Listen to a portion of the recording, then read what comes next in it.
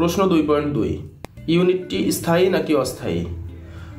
এই বিষয়টা হচ্ছে আপনাকে নিজেকেই একটু বুঝতে হবে। তার আগে আমরা একটু জেনে নিই এটা মানে প্রশ্নটা কখন আসবে।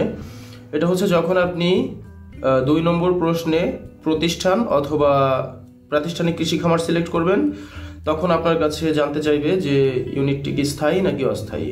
স্থায়ী ইউনিট হচ্ছে ওইগুলা যার একটা নির্দিষ্ট স্ট্রাকচার আছে বা কাঠামো আছে, একটা নির্দিষ্ট জায়গায় অবস্থিত, সেগুলা হচ্ছে মূলত স্থায়ী ইউনিট।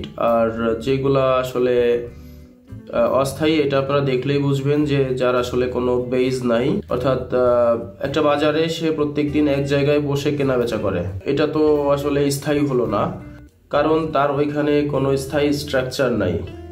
স্থায়ী প্রতিষ্ঠানগুলো সাধারণত হচ্ছে যে এর একটা চাল থাকবে, বেড়া থাকবে অথবা দেয়াল থাকবে, এর নির্দিষ্ট একটা জায়গা থাকবে, যে জায়গাটা আসলে কোনো না কোনো কাঠামো আছে ওনার।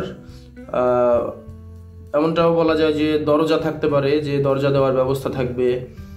এইগুলা একটু বড়সড় প্রতিষ্ঠান যেগুলো, এইগুলা না হলে স্থায়ী হওয়ার সম্ভাবনা খুব কম। যেমন ধরেন আপনি একটা বাজারে কাজ করছেন, সেই বাজারে যখন অনেকগুলা দোকান থাকে পাশাপাশি, যাদের আসলে নিজেদের কোনো বেজ নাই, অর্থাৎ দেখা গেল যে একটা শেড তৈরি করে দেওয়া আছে, ওই শেডের নিচে বসে বসে এরা কেনা বেচা করে, প্রত্যেকদিন এক জায়গাতেই বসে, যার কারণে আমরা তাদেরকে এখানে প্রতিষ্ঠান হিসেবে তালিকাভুক্ত করব। কিন্তু যেহেতু তার জন্য আলাদা কোনো স্ট্রাকচার নাই, একটা স্ট্রাকচার আছে যে স্ট্রাকচারের নিচে সবাই একসাথে বসছে, তার জন্য স্পেসিফিক কোনো স্ট্রাকচার নাই বা তার নিজের ওইখানে কোনো দেয়াল দিয়ে ঘেরা কোনো জায়গা নাই। সো এই সমস্ত কারণে হচ্ছে এই সমস্ত প্রতিষ্ঠানগুলো অস্থায়ী হিসাবে আসবে। তবে অস্থায়ী আর স্থায়ী এটা আপনারা দেখলেই বুঝবেন, সেই অনুযায়ী স্থায়ী নাকি অস্থায়ী সেটা সিলেক্ট করে দিতে হবে। তো দেখা হচ্ছে পরবর্তী ভিডিওতে।